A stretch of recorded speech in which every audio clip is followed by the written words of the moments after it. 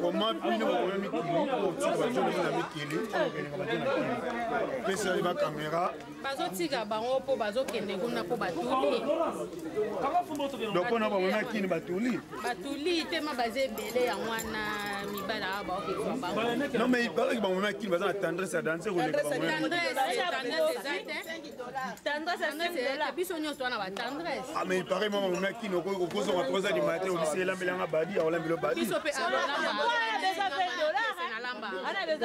nyonso ye na ndana nango beti porte na olamba mais conseil niso okopesa na bafille oyo baokende kolinga mibali na kini conseil ni okopesa bango batika tokotana kaka biso na biso donc mabe na malamu hiver neige tokotana kaka soki omoni bamomi wana atambola ebien te atuli abitikanake na kozwa kuna na bimisa ye awa sa bebisa kashe eza ya kobeba akimi mbango kuna ke kozwa ntango olia na ye mpe aumela te.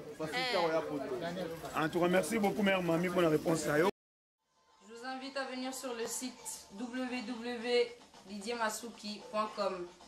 Venez voir du bon travail. Le site www.didiemasuki.com. Donc, si tu as danger, na héros, des fois, tu as carte Switzerland partout. Donc, tu as la c'est pour la fête, mariage, tout ça. Donc, il doit check à tout le monde. Venez sur didiemasuki.com. Puis, il y a carte Switzerland, ça, la Kinara, Chamboko. Donc, si tu n'as beaucoup de temps, tu vas se retrouver. En tout cas, si on a vu ça, il faut je reste badiamant en attente. Didiemasuki.com, c'est génial. Arthur As, la star Switzerland, triple nationalité.